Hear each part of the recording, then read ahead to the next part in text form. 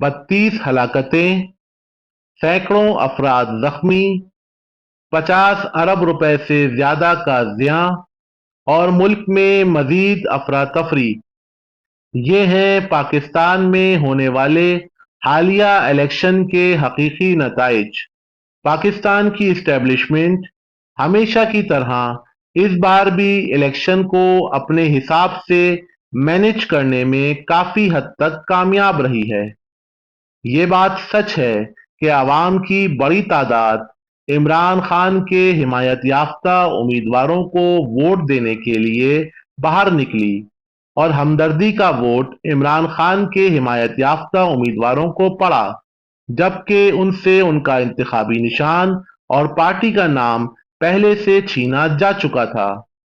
تمام تر دھاندلی کے باوجود عمران خان کی جماعت اس وقت پاکستان کی اکثریتی جماعت بن کر سامنے آئی ہے، مگر ان کی حکومت بننا انتہائی مشکل ہے۔ اسی طرح جیسے 2018 میں ہمدردی کا ووٹ نواز شریف کی جماعت کو پڑا تھا، مگر ان کو حکومت بنانے نہیں دی گئی۔ جن طاقتوں نے تب نواز شریف کے مینڈیٹ کو تسلیم نہیں کیا تھا، وہی طاقتیں اس بار عمران خان کے مینڈیٹ کو تسلیم نہیں کریں گی۔ تب عمران خان صاحب اسٹیبلشمنٹ کی گود میں بیٹھ کر اچھل رہے تھے، اور آج نواز شریف صاحب اسٹیبلشمنٹ کی فیڈر سے دودھ پی رہے ہیں۔ کچھ بھی نہیں بدلا۔ عوام پہلے بھی بے وقوف بنتی رہی تھی اور آج بھی بن رہی ہے۔ اب بہت سے لوگ سوال کریں گے کہ اگر نواز شریف اسٹیبلشمنٹ کا لاڈلا ہے تو اسٹیبلشمنٹ نے اسے کلیئر مینڈیٹ کیوں نہیں دلوایا؟ تو اس کا جواب یہ ہے کہ اسٹیبلشمنٹ نہیں چاہتی کہ ملک میں سیاسی استحکام آئے۔ بیساکھیوں کے سہارے پر کھڑی ہوئی حکومت کو اسٹیبلشمنٹ پسند کرتی ہے۔ کمزور سیاسی حکومت کے ہر معاملے میں اسٹیبلشمنٹ آسانی سے مداخلت کر سکتی ہے، جبکہ اگر مضبوط سیاسی حکومت ہو تو اسٹیبلشمنٹ کے لیے مداخلت مشکل ہو جاتی ہے۔ نواز شریف کو کلیئر مینڈیٹ نہ دلوانے کے پیچھے اسٹیبلشمنٹ کا دوسرا مقصد یہ تھا کہ نواز شریف اور اس کے اتحادی اپنی سیاسی اوقات صحیح سے دیکھ لیں اور سمجھ لیں کہ آج کی تاریخ میں اسٹیبلشمنٹ کے آشیرواد کے بغیر یہ کوئی حیثیت نہیں رکھتے۔ کراچی میں اسٹیبلشمنٹ نے ایم کیو ایم پاکستان پر اپنی محبتیں نچھاور کیں، جبکہ کراچی شہر میں ایم کیو ایم پاکستان نامی اس ٹولے کا ووٹ بینک نہ ہونے کے برابر ہے۔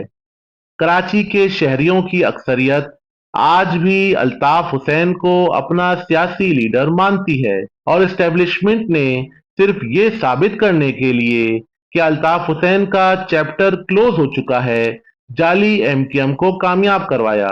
اب ملک کی صورتحال یہ ہے کہ جیتنے والے امیدواروں کی منڈی سج چکی ہے، خزانوں کے دروازے کھل چکے ہیں، پیسے کے زور پر وفاداریاں تبدیل کروائی جا رہی ہیں۔ اسی طرح جیسے 2018 میں عمران خان کی خاطر دوسری جماعتوں کے لوگوں کی وفاداریاں تبدیل کروائی گئی تھیں، اب نواز شریف کے لیے کامیاب امیدواروں کو خریدا جا رہا ہے۔